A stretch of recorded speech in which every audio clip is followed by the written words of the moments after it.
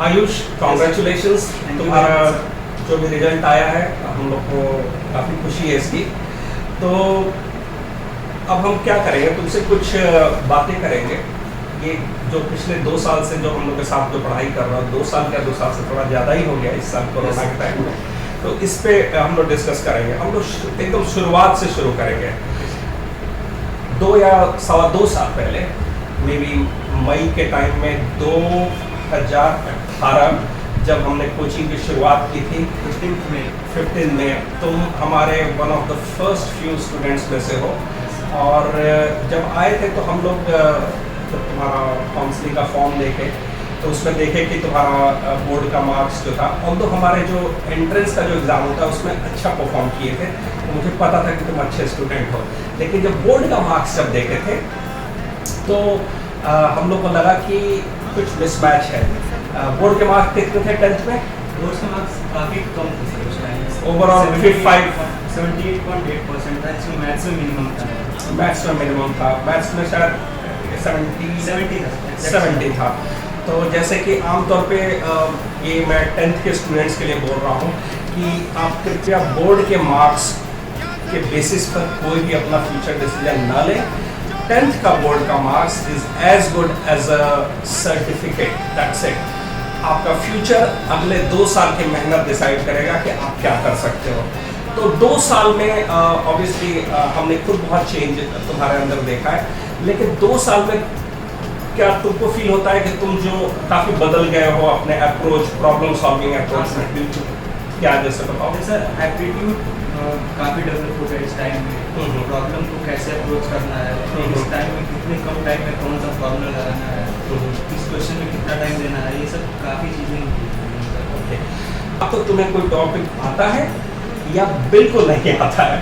मतलब negative marking मतलब amazing है।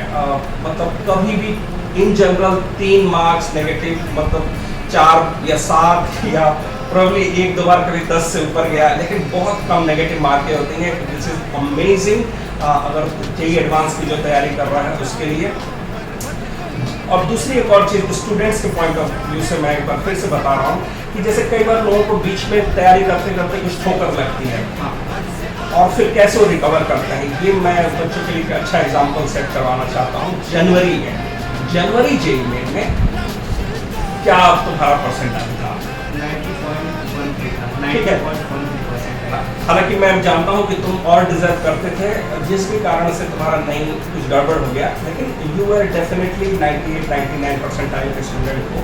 और वो कुछ जो भी लोगों का 1-2 बार एग्जाम टेम्परामेंट गड़बड़ हो जाता है, लेकिन उसके बाद से जो तुमने रिकवर किया है वो अमेजिंग है। क्या किया, मतलब तुमने पिछले 6 महीने में क्या चेंजेस लाए? उस एग्ज़ाम से काफ़ी कुछ एनालाइज किया कि मतलब पूरे साल भर पढ़ने से उतना फर्क नहीं पड़ता है। मैक्सिमम जो एग्ज़ाम का टेम्परामेंट डिसाइड करता है कि एग्ज़ाम कैसे जाने वाला है। तो I think 30% of the paper exam से डिसाइड होता है, तो काफ़ी क्रूशियल डे होता है, उसको अच्छे से यूटिलाइज करें। पूरा एग्ज़ाम से पहले और एग्ज़ाम के बाद काफ़ी डिफरेंसेस बैठे हैं, तो एग्ज़ाम के पहले वाले टाइम को अच्छे से यूटिलाइज करें और एग्ज़ाम के लिए अच्छे से ठीक है, बढ़िया है। और कुछ बच्चों को टिप्स देना चाहते हो?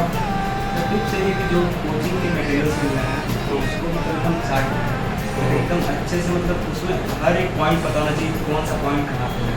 क्योंकि मतलब ऐसा बोला था कि आईडीज़ में क्वेश्चन रिपीट नहीं होते हैं, बट मैंने देखा है आईडीज़ में 2-3 क्वेश्चन रिपीट होते हैं, डायरेक्ट बुकलेट से जाए तो काफ़ी इंपॉर्टेंट हो जाता है। बुकलेट एकदम डिज़ाइन ही इसलिए किया गया है कंपटीशन के लिए, तो उसको एकदम अच्छे से सॉल्व करने में फिर कहीं डिस्ट्रैक्ट होकर दूसरी बुक्स लगाएं। फर्स्ट प्रायोरिटी यही कि बुकलेट, उसके अलावा कुछ भी नहीं। बिल्कुल, ये भी मैं अपने बच्चों को भी ये रेकमेंड करता हूँ कि प्लीज़ आप बुक की दुकान मत घर में लगा दें कि चलो मैथ्स के लिए ये भी बुक ले लेते हैं, आर्यहंट का भी ले लेते हैं और बालाजी का भी ले लेते हैं, और ये नहीं, जो हम लोग बुकलेट देते हैं, अगर आप वो बुकलेट ख़त्म हो गया है तो प्लीज़ टीचर से बोलिए, वो आपको और क्वेश्चंस दे देंगे। 1-2 स्पेशल बुक हम लोग जरूर जेईई एडवांस के लिए लगवाते हैं, बट बहुत ज़्यादा बुक्स सॉल्व करके कुछ नहीं होता है। नोट्स के लिए मैं बोलना चाहूँगा सर, नोट्स बहुत क्रूशियल हो जाता है रिवीजन के लिए। तो बेस्ट टाइम में क्लास टाइम में नोट्स बनाना चाहिए। उसको बाद में घर पे जाके 2-4 बार मॉडिफाई करने से कोई फायदा नहीं होता है। तो उस टाइम में उस दिन जो पेज बचा है उसके बाद घर पे जाके कुछ सोच कर उस नोट्स बना लेते हैं। बाद में एक पॉइंट ऐड करें, नया नोट्स ना बनाएं, उसी नोट्स को 2-4 बार 5 बार जब तक टाइम हो पढ़ते रहें। ओके।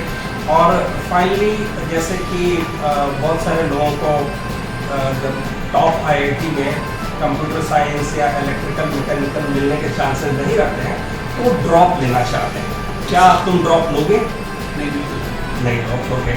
और ये कोचिंग इंस्टीट्यूशंस के लिए भी मेरी तरफ से मैसेज है कि प्लीज़ अपने बच्चों को फोर्स ना किया करें ड्रॉप करने के लिए, या ज़रूरत से ज़्यादा इंकरेज मत करें। ये बच्चे का डिसीजन होना चाहिए कि ड्रॉप करे या ना ड्रॉप करे।